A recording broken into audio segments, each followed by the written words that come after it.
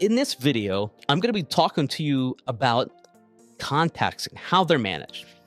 And it doesn't matter what platform you come from, it's vital to understand how this works. So this specific video is just a brief summary or overview, and the next several videos are going to be different aspects of using the contact management system for emailing, text messaging, or whatever else it may be that you do with contacts.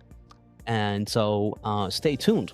Now, as we look at this, I want you to note on the left panel of the system, you'll see the word contacts. It doesn't matter which platform of ours you're using. This area could be brown, green, orange, and even blue, as you see on the screen. Doesn't matter which of our platforms, they all function the same way. So when you get over to the contacts, a lot of things can be done with that. We're going to take a really good look, but in summary, I want you to know just about navigation in this video. So you can get to all the contacts right here. And when you do, now, even though I have these blurred out, there are a ton of contacts in here that you'll be able to see. And then you can go to different things. You can create smart lists. Maybe you email, text message, or send to social media a specific set of contacts who are part of an elite group that you deal with. Or maybe they are cold leads, or maybe these are people that are already customers. You can create your own smart list so the system knows whenever you want to communicate only with them. The other part is these bulk actions. With the bulk action, you get determined to do all of the specific actions for this one group. And you'll learn more about this to restore. And maybe you want to restore the information about that contact to a previous date because you may have either deleted them or done something what you need to restore the way it used to be. You can take and add task related to a contact.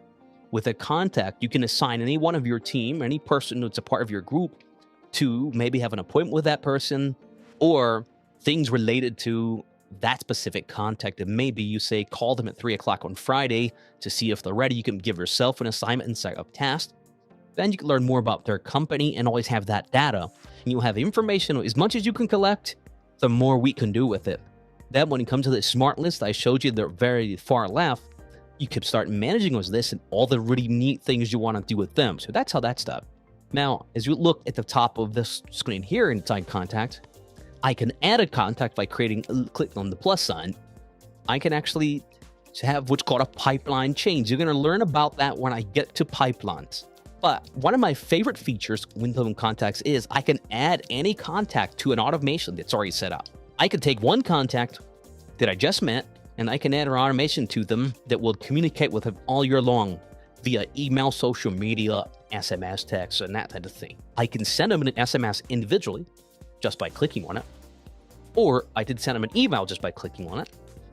I can add a tag, meaning if I select one of these, let's say we're my test account, I can add a tag that means this client, I met them at the conference, whatever I want to put on there.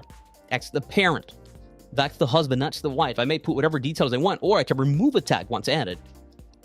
I can delete the entire contact. I can actually send them an opportunity to give me a review. I can even export that contact so I could download it and upload it somewhere else. And then, of course, I can import contacts. So there's a lot you could do here. I might want to do an email verification to make sure the email is not fake. What happens is if you send a lot of email messages to people, and that's a fake email address, you're going to get fined eventually for doing that. You are responsible for verifying if someone actually has a real email address. It's not the person's fault for putting out a fake one in. It's your fault for emailing them, not checking it. Our system has a way of verifying, and you can do that. And we're going to cover that in a little bit, but what else is there? If you can add or edit their company, if you just learned a week after you met them that they're a part of a certain company, you could add that here. And then you can merge that contact if you have 2 or 3 versions of them. There's ways of filtering and changing things around. When you add tags, they end up on the right, but we'll cover that in another video. I never got over to the settings. When you cover the settings here, you can go to the settings and you can look at everything that's been done. You can look at your folders and also deleted fields that were a part of your contacts and things like that. In the meantime, I'll see you in the next video about managing your contacts.